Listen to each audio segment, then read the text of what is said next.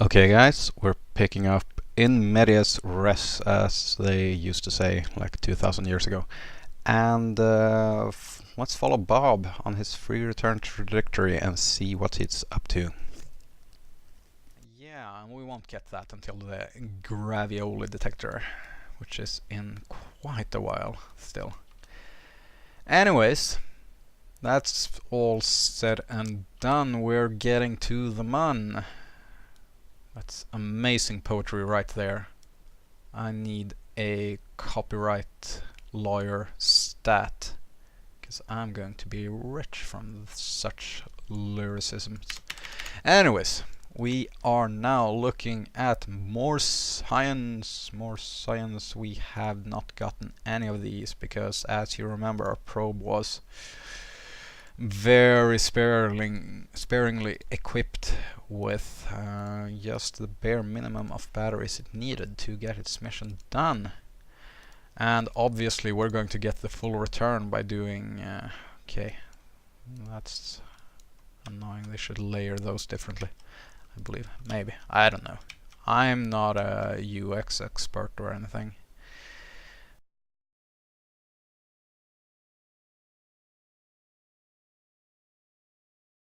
Because the mun is tidally locked with Kerbin, when you're doing a free return trajectory like we are, you're always going to sort of pass over the same spot on the mun.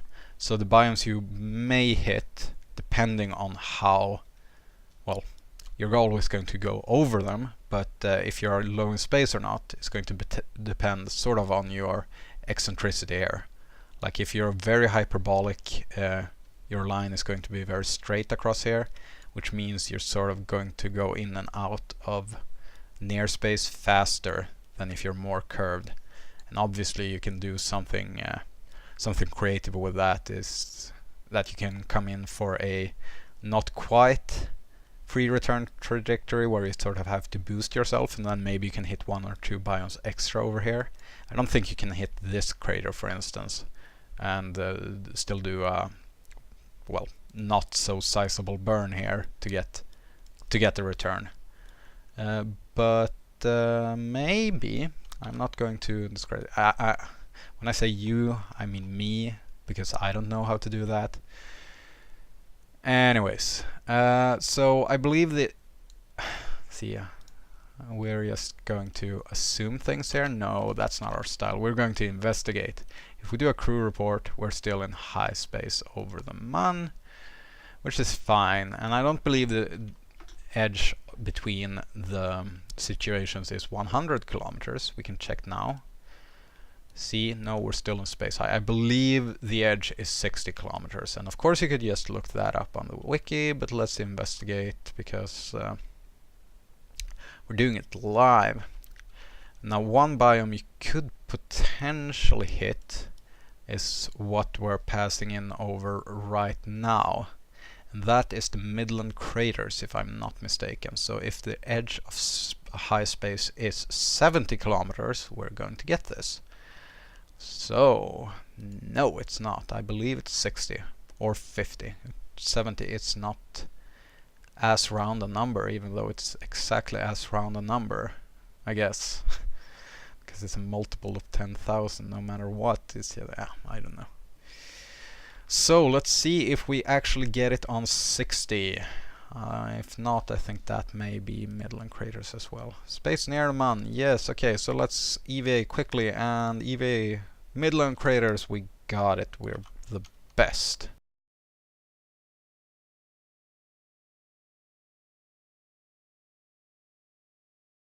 We have already picked up the Midlands lowlands and the highlands. We have the Midland craters and the east far side craters, though that means we won't get anything else. I am positively convinced. Let's see that our periapse hasn't moved. It has to some extent. What I want it to be, so that we don't skip out on our hopefully only pass. Let's keep it realistic. Let's assume like he doesn't have a lot of consumables in there. And we're burning the entirely wrong way. Of course we want to go prograde because we really want to go retrograde, but we're in another reference frame, so we're going to increase the speed right here so we get to about 38. I think 38 to 40 is sort of the window we're aiming for. And now you wouldn't be as constrained by this if you actually brought a heat shield along, but then you'd need a bigger rocket than we have, because you can imagine what our fuel margins would be with a heat shield attached. They would be non-existent, because the heat shield, even without a blader, would sort of add, I don't know, is it like 150 kilograms of dry mass? Which is a significant percentage of this craft's dry mass. And we would have seen way lower delta V. As you could see in our previous videos, dry mass is important. So let's see where we're coming down in 2 hours. That's going to be sort of ish over the deserts. So if we can just stay in the upper atmosphere for long enough, we may actually... Nah, I think it's too far. But we could have gotten pretty close there. Could have timed this better. I think if we did our departure burn for the Mun on our previous orbit, then it would have been fine. So, one thing we haven't done now, this would have been embarrassing, is that we haven't actually collected all the data we got from around the Mun. I'm sure someone screamed at the screen like, "What are you doing? You're missing out on so much science." And I'm like, yeah, I am actually known to make mistakes at times, so we'll take all of that data and then we'll board, and that's going to be fine. Now, two things we could do to get more data is, of course, to run this once again in the high atmosphere and also take an EVA report. We will do none of those. I'm just saying we don't want to kill Bob. Because Bob is, well, he's the brains behind this operation. Jeb is just like this jock who sort of thinks he runs the place, but this is sort of the Blofeld mastermind behind all of this. I don't know what I'm talking about. Okay, so we turn around. Every time I tune my wheel authority, it's because the stock SAS is too aggressive. Okay, not the SAS, but yeah, we're going to lose those experiments. We lost them. We lost one of them coming down from low Kerbin orbit. Coming down from a Mun flyby is of course going to be even more extreme. Yeah, okay. Explosions all around. And now for the exciting part, we're going to open this console. We won't cheat. What we will do, however, is analyze the thermal explosions. No, the thermal data in action menus. And you can see that this bar is coming up really far right, so you would be very worried. But we'll just look at the exposed skin temperature here. We have a tolerance of 2200, and you can see this is sort of sitting very statically at 2050, 2060.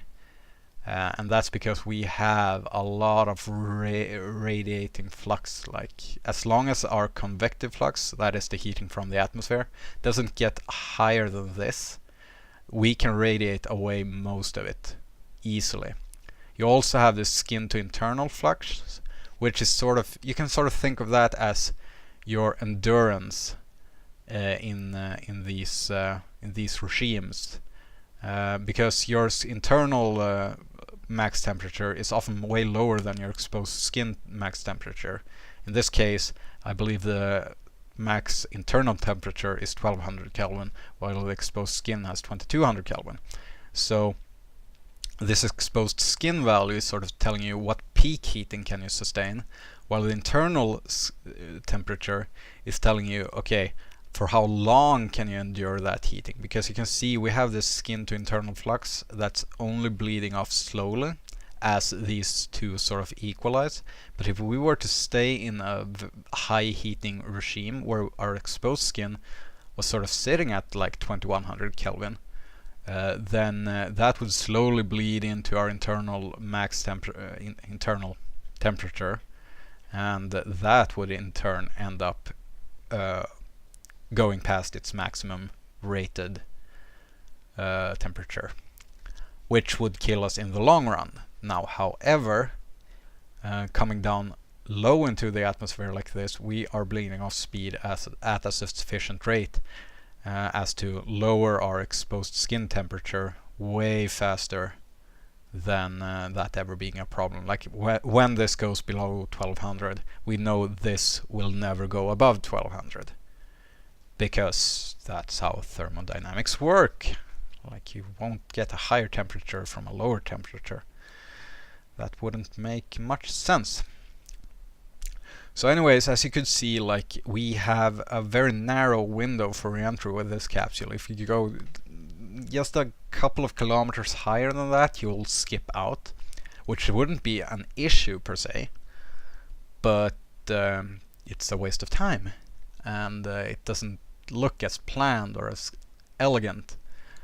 And if we were to go way just a couple of kilometers lower, then obviously our exposed skin temperature would go past 2200 Kelvin. As you could see, we were hitting 2060 Kelvin, so you can imagine we wouldn't have to travel much faster through much thicker atmosphere to actually hit our limits. So, but I think it's sort of exciting to find the limits, what you can actually do with the parts. And as said, this is the most sensitive pod we actually have access to in the entire game. Once you get up to the Mark 1-2 pod, which I believe is the name for the 2.5 meter one, I forget, or even the pod that was the Gemini-like pod that was added in Making History. Both of those have way higher heat tolerances, so they have even wider re-entry windows, which makes things a lot easier. But